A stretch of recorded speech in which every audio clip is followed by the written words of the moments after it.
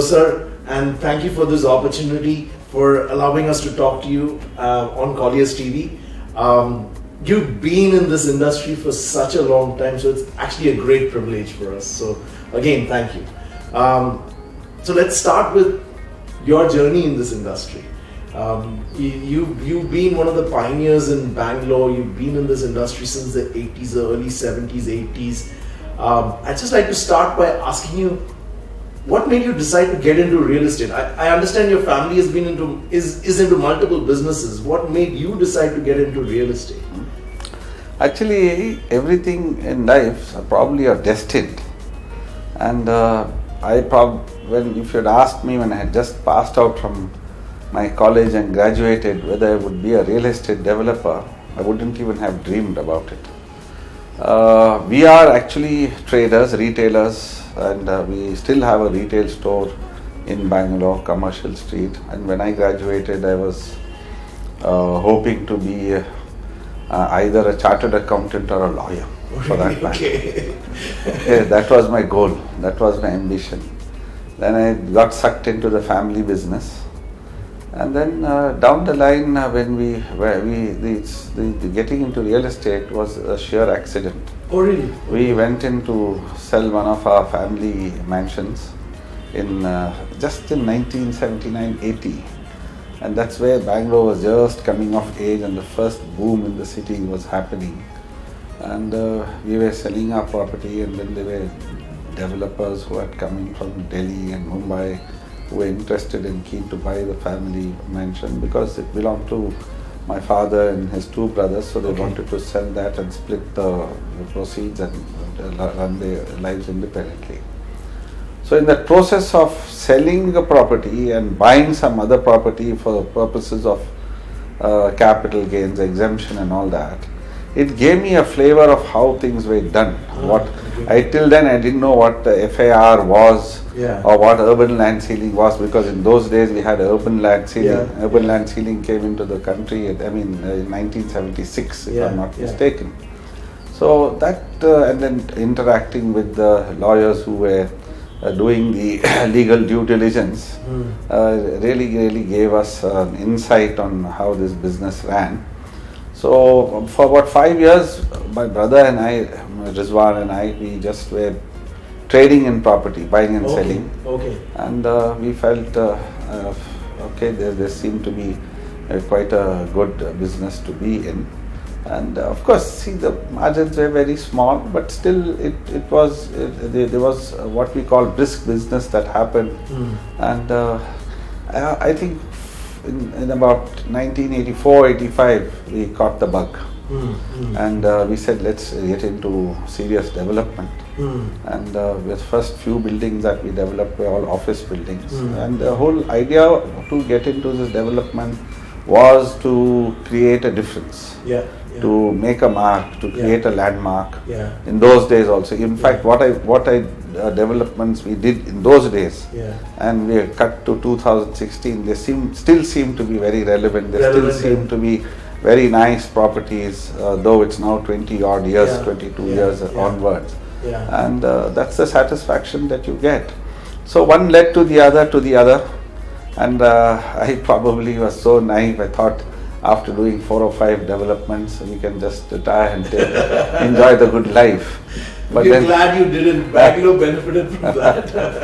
That one led to the other, and then it's like a drug. You see, you keep doing work. So that was going to be one of my questions, but I'm going to ask you something very related to that. During this time frame, right? Do you think that the perception of this industry has become even more negative, or was it an easy business to be in initially, or has it become harder?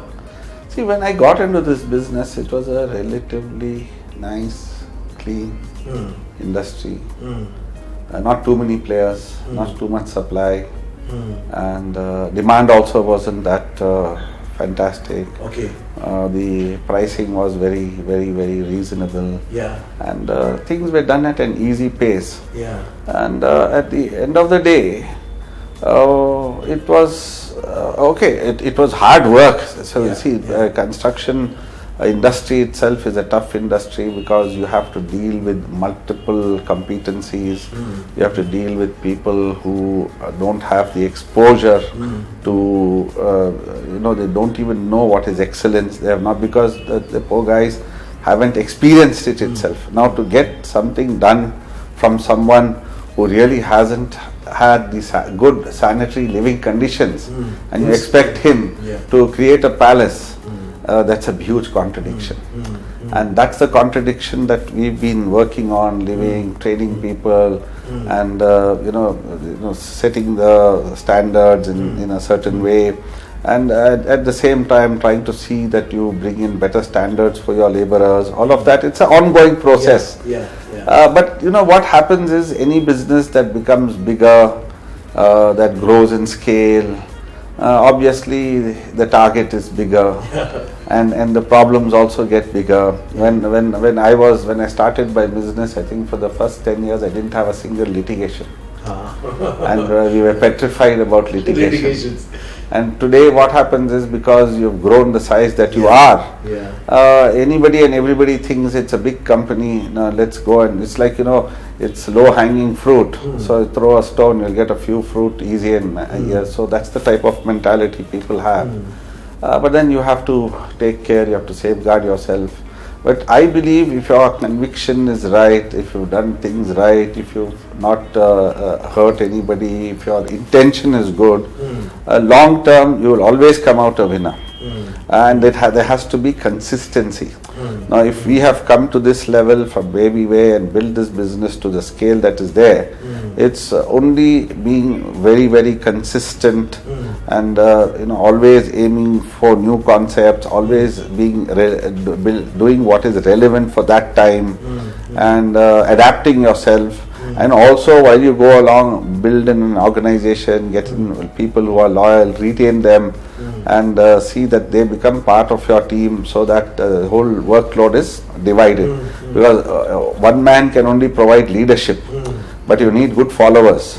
And with the followers, you need the foot soldiers also. The execution. So it's a huge task. It looks very glamorous. It's like the film industry. When you go to see a movie, you can very nicely criticize the actor or whatever has happened, but really what goes behind the scenes, what goes behind the camera, the amount of takes that happen, is hard work and heartburn. It's something that only a person who does it, they know it. In fact, I always keep telling my customers, look, it's very easy for you to just stand there and point out this, but for us to put it all together, see, we have to take a risk. First of all, we have to make sure that all the approvals are in place, which is that today it's getting more and more difficult, more and more challenging, because everybody thinks that money grows on trees. It's not so. There's a combination of debt, there's a combination of internal accruals, and I think profit margins have remained pretty much the same, flat. In fact, I see it going. We've reached a stage where it becomes a law of diminishing returns. The more you are doing, the overheads keep increasing. Since you can't have your finger on everything, they are bound to be seepages and leakages, and that is the biggest problem. In terms of the perception of this industry, as I touched on it, one of the things that stand out for Prestige is the extremely positive perception about Prestige among customers, among investors, compared to the general negative perception about the industry per se when it comes to quality, just generally. I'm not talking anyone specific. What makes Prestige different from that in that regard? What advice would you give others who are combating this perception? And secondly, is it justified in the market, or is it just a hype? See, first thing, that anybody who gets into the developing business should understand that it's not something that is glamorous and easy. It's a lot of hard work. After having said that, the eye should not be only for profit. how can I make a quick fast buck? Because if you're trying to make a quick fast buck, that means you can do it once, you can do it twice. You can't consistently keep doing that. Yeah. What you need to do is you need to build trust. You need to build trust, you need to build confidence. And you should have that customer focus. And where you say that whatever happens, even if I'm going to make a loss, the customer comes first. Okay.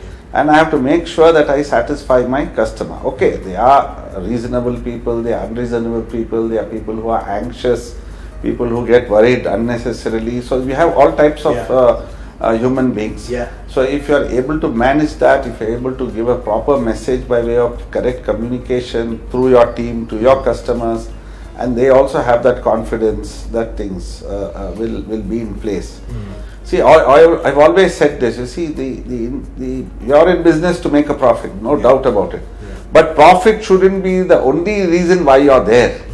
See, money will follow you. Your job should be to do the job, do it right, and anyway, once you're doing it right, profits and money and cash flows will keep coming. I don't think that should be a problem at all. That's looking at the big picture, not just the profits of the project. Then it's a short-term thing. That means you're there only for that particular one time. You're not there for the long term. You have to look at it as a long haul, where you're in the business. See, now I'll just tell you. See, I started this business when I built the first 2 buildings.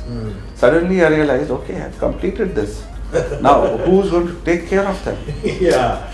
And that's when you started the facilities. Who's going to manage these properties? So then I started, get the property management. And this made sure that you had the housekeeping staff, security, and all the engineers to take care of it and all of that.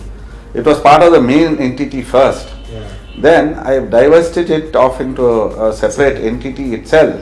And today, I think the numbers that we run from our property management business itself may be comparable to some small, medium type developer. So it's like, when you sell a car, you may be making a small margin, but then the servicing and all of it, with the life of that car, you keep reaping the benefits. So, see, that's where you should think with a long-term vision.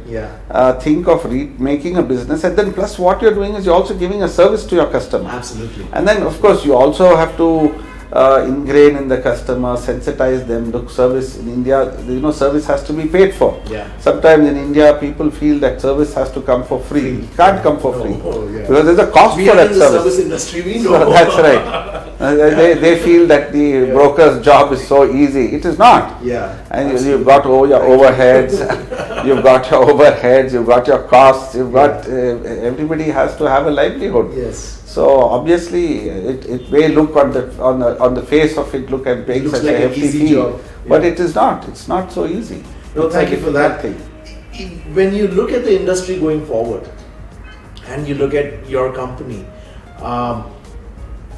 you mentioned things in the customer's mind. They have to build trust. They have to feel that they're getting value. What do you think across your verticals are the top things in the customer's mind when they're dealing with Prestige? What do they value the most, and how does Prestige as an organization meet those requirements? See, it's simple things. Basically, when you're having the design, you must keep the user in mind. After all, finally, when you're building, you're building for someone who's going to use. So the first thing is that, look, it's just not a project. I keep telling this to all my project engineers. I said, for you, it may be just a project or just another project. But for the customer who's buying, that's his home, and that is his palace. For him, that is his life saving that he's putting. Huge amount for him. It's a life saving that he's worked hard, and that's what he's putting into the property. So we must make sure that we give the stuff that we promised him. Whichever specification, whichever type of property you're developing, whether it's a standard or a premium or a luxury, whatever, whichever segment it comes in, that segment, you've committed a certain thing, you try and give little more than what you've committed, not less. And that should be the philosophy, that should be the culture. And then the next thing is, you have to service the customer, you have to see that you have proper communication. Of course, but biggest challenge that we face is timely delivery. Though whatever we do, in whichever manner we do, because finally we are developers, we are also dependent on a multitude of contractors, and apart from contractors, a multitude of other compliances in terms of different agencies. So having put together all of that, and then there are so many strikes and labor problems and shortages and everything else.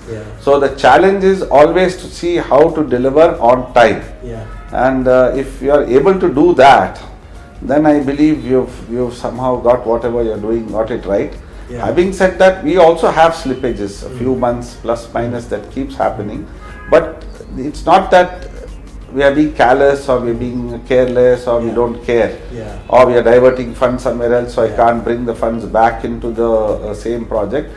It's just that, in whatever efforts that you're putting, certain times, certain things don't happen during that particular period. But if the sincerity is there, and the communication is there, customer is also understanding guy. And then ultimately what I tell my customers is, look, you're buying a home, fair enough, you may be buying it to stay, some may be buying it for investment, but we are in the business also of creating wealth. Over a period of years, I've seen a lot of my customers who have benefited in the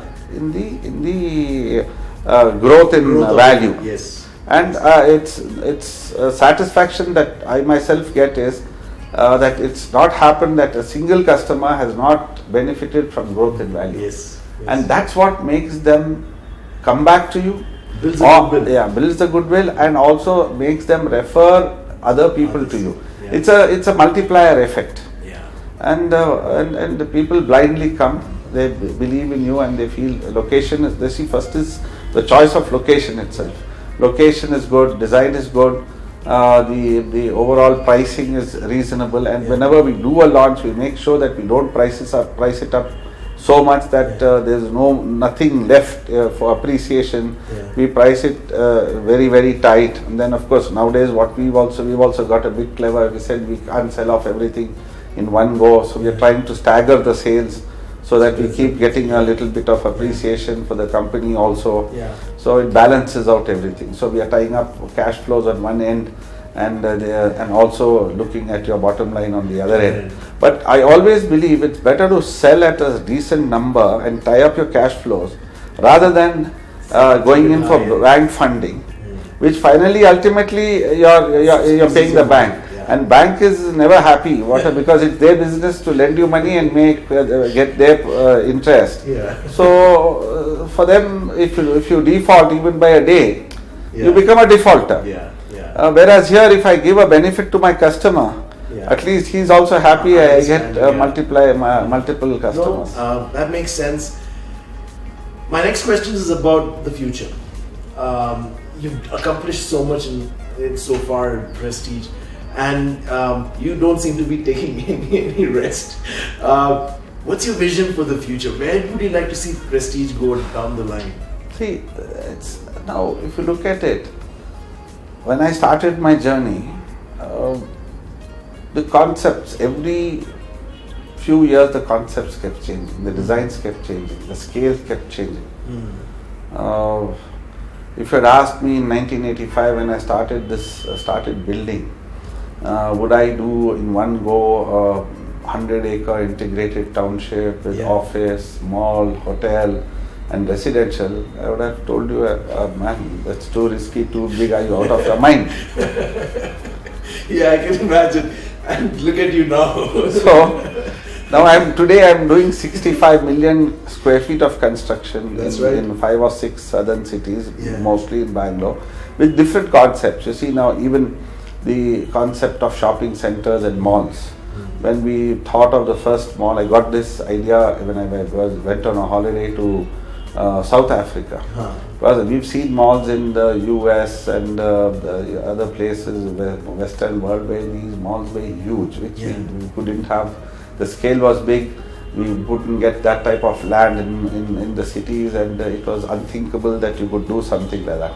But then when I visited South Africa, I saw these medium-sized malls yes. with multiplexes sitting on top and all that. And I said this is something which is doable. It's got scale. Yeah. At the same time, it's not so big that you don't, won't have this empty spaces. Yeah. So I said this seems to be a good idea. Let's try and design something like this and let it be the first. So we were the first company in the country to design and build the mall the way it has to be done. But of course, it's a virus. Once you do it, it's very easy for everybody to replicate it. Some succeeded like nobody's business, and some failed also. So it was the chemistry, things like catchment, the tenancy makes, and so many factors going into it. It's a business. It's not just renting out office space. It's not as easy as that. So in fact, I had to get even the rules amended.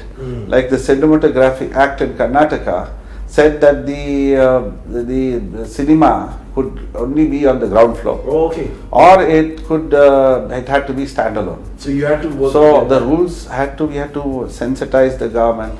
We had to tell them, look, now there's a new age, new type of a product that has come in called multiplex, and then they thought multiplex was IMAX. Then we had to educate them that IMAX was a screening system, multiplex was a group of cinemas of small auditoriums rather than one big auditorium.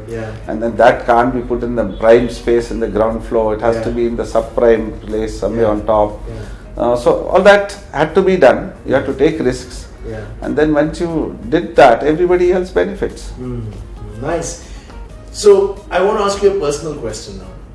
In terms of how do you manage all this? I mean, through this whole discussion, I'm amazed by the fact that you're looking at malls in Africa, you're making sure, understanding what the customer requires, you're talking to your customers, you're ensuring it's delivered on time, you're running through execution.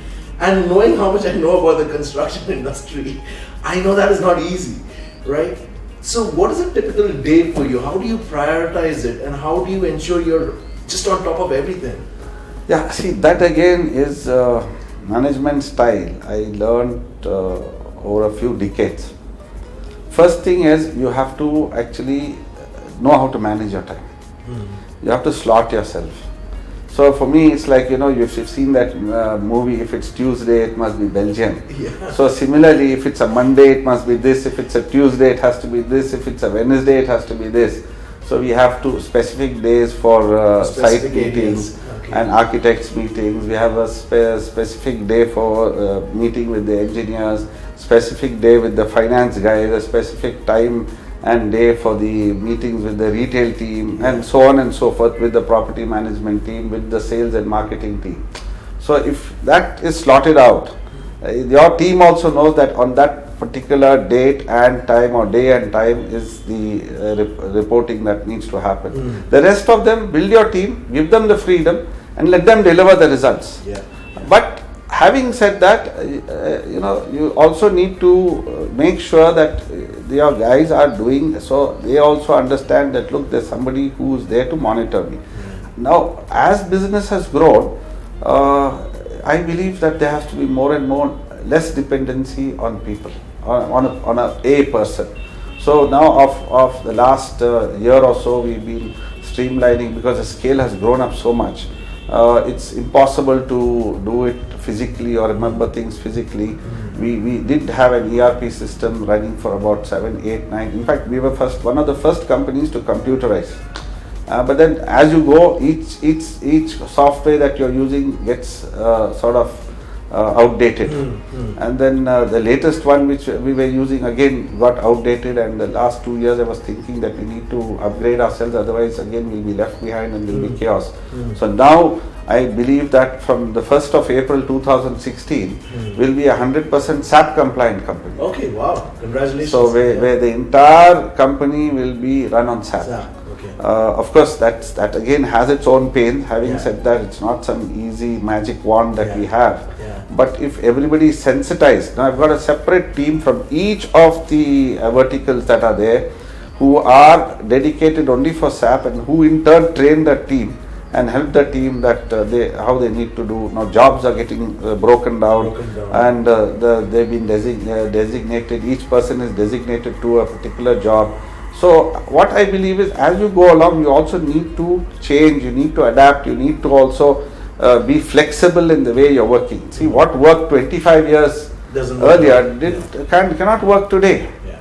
In fact, 25 years earlier, it was very easy. You could leave office at 5 o'clock or 6 o'clock, or maybe play a round of golf, come in at 10 o'clock in the morning and meet a couple of contractors, and it was so comfortable. So it has definitely become more difficult. Obviously. Yes. And then most important is your responsibilities have grown. One is your responsibilities to your customers. Second is responsibilities to, now you've got a huge army of people who are dependent on you, so you can't afford to screw it up. So that's all the responsibility. Yeah, there's a huge My last question, again, this is a little personal, but I just want to know the drive that you have. For doing what you do. It can't be money because so what drives you? See, it's never been money. See, finally, I've said that even in some of my CREDAI conferences, and I've said that not only for myself. I've told the guys, and when we've had the chief ministers and everybody else, look, whatever we guys are doing in this business, I think we've made enough money, or we've seen enough money, we've enjoyed life the way we had to. And then you see, this business is, if you really do it well and do it properly, you have to work hard, you can also play hard. You can do a balance of both. It all depends on how you balance it. And what drives you, it's just never been money. And it can't be money, because how much do you need for this thing? It's a passion. It's the thrust that the thrill that you get, the enjoyment that you get in creating something, and that is what keeps driving you to do more and more. And it's just a thrill. Like, you see, if you ask a pilot or an astronaut that is ready to go to the moon, how many astronauts do you have? Yes. It's a similar feeling. Or that skydiving guys. So I've done a lot of those things also. Bungee jumping and skydiving and all that. It's just the thrill that you get, the adrenaline pump that you get. And then it's creating a company, creating an organization, and that's the thrill that you have. And finally, if you see the happy faces of your customers, of the children playing in the houses that you've built, or the shopping centers that you've built, and that is what really makes you do whatever. Of course, now IT has become a big thing. We have now done millions of square feet of IT. I never dreamt that type of demand would ever come from the IT industry. But what it's doing is, you are building millions of square feet, but every 100 square feet that we release out is one job that is getting created. So our boys and girls who after their graduation never got a job, they used to wonder, what the hell am I going to do, or they used to wonder, where do I go out overseas and get a job. It used to be the Gulf. And today there are more better jobs, much better paid in your own city. So that's the great satisfaction. And you're building offices for them where they're working, and you're building the houses for them where they live. And also the shopping centers where they play. That is creation. I think that's great piece of advice for the youth of today. And just your story is a great inspiration, I think. And on that note, with the wish and all the best wishes that you keep creating and making a new Bangalore for us, or across India, and widen this the reach you have across our country. With that, I'd like to wish you all the best, and hope that we can have many more conversations like this on new challenges and new creations. Thank you very much, sir. Thank you. Thanks.